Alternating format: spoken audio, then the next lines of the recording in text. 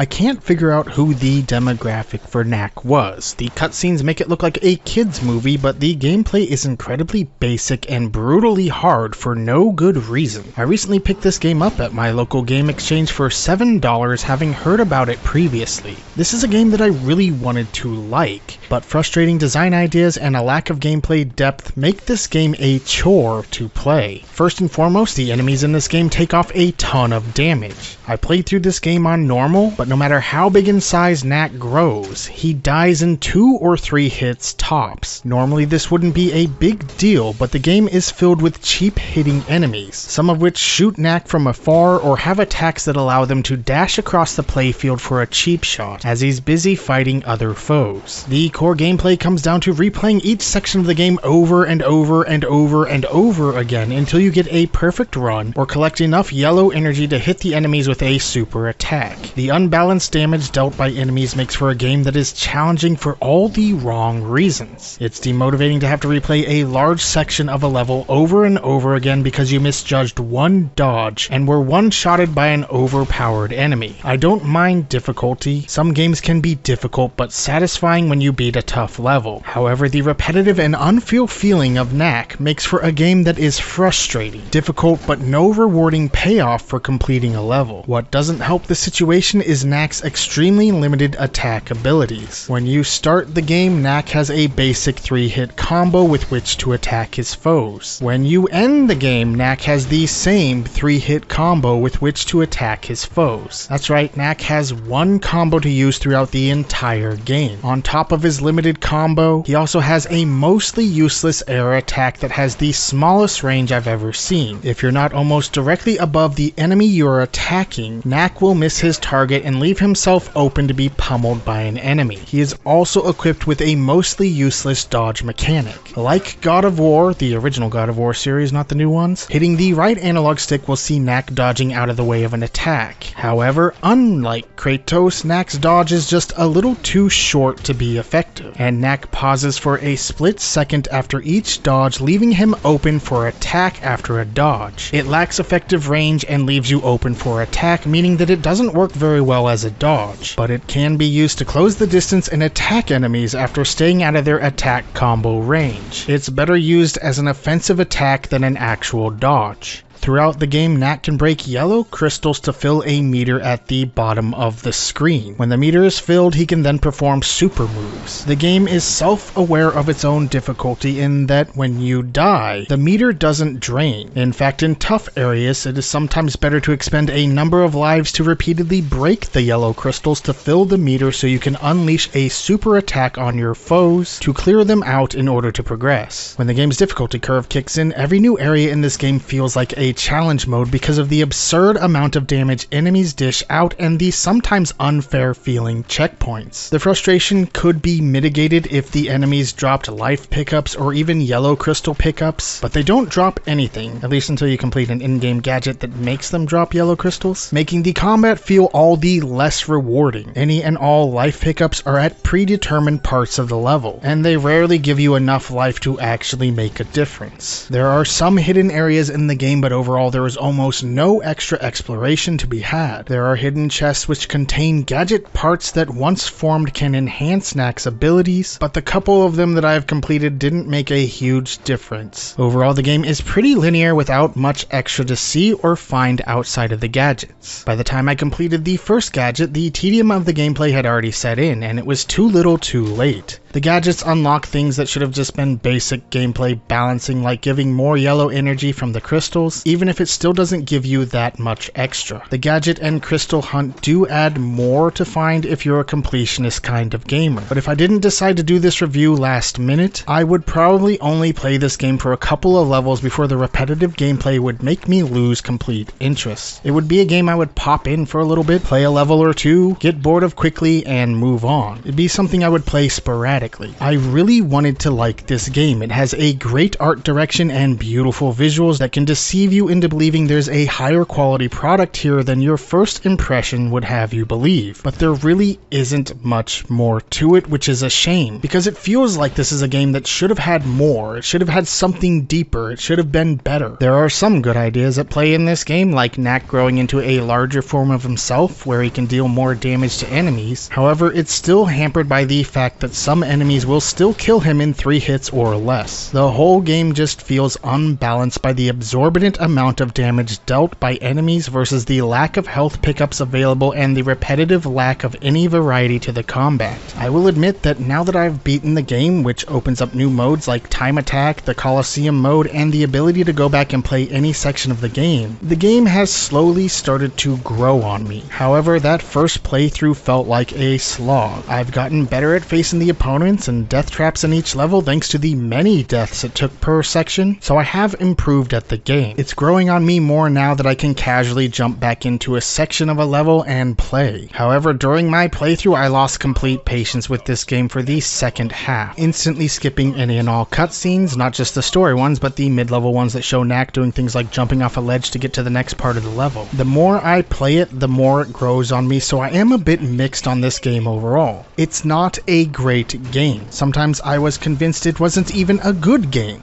but it does grow on you. Visually, even with boost mode on the PS4 Pro I'm using for this footage, the game suffers from a poor frame rate in some areas, especially in the giant Knack scenes. The visuals still look really good considering this was a launch game for the PS4. I almost jokingly want to say that Knack is a game that looks like $1 million but plays like a Dollar Tree special. From the art direction to the quality graphics to the animation quality, cutscenes, and the excellent symphonic music score, you can tell that Japan Studio put a lot of effort into everything but the gameplay, which is a shame. That being said, I don't own Knack 2 as of yet, but in watching some gameplay samples of the game on YouTube, I can tell they made quite a bit of improvement over the original. One of these days I will probably pick up the sequel, which looks to be anywhere from $10 used to $25 for a brand new copy on eBay as of making this video. Knack 2 really does look like a big improvement over the original, so I'm interested in picking it up someday.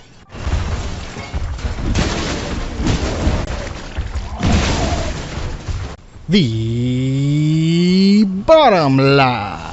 I really wanted to like Knack a whole lot more than I did. The game is growing on me the more I play it, which could just be Stockholm Syndrome. I've gotten my $7 worth of entertainment out of it, but it's definitely a game that is hard to recommend to most gamers out there. This is a game that feels 3 generations too late and would have made a perfectly bland but forgettable PS1 game. It's not the worst game ever, and I'd say it's a bit better than some of the mainstream reviews made it out to be, but its inflated difficulty thanks to the unbalanced damage dealt by enemies mixed with its repetitive and tedious feeling gameplay really bogged the game down into a slog. That first playthrough is rough, and the game drags on longer than it should. It really should have been about 8 chapters instead of the 13 it has. This is a game that overstays its welcome that I can only recommend to the most forgiving and patient gamers out there. If you're an incredibly forgiving gamer who can find enjoyment in even the most flawed of games, find this game for cheap and give it a shot. It does grow on you over time, but it is still deeply flawed.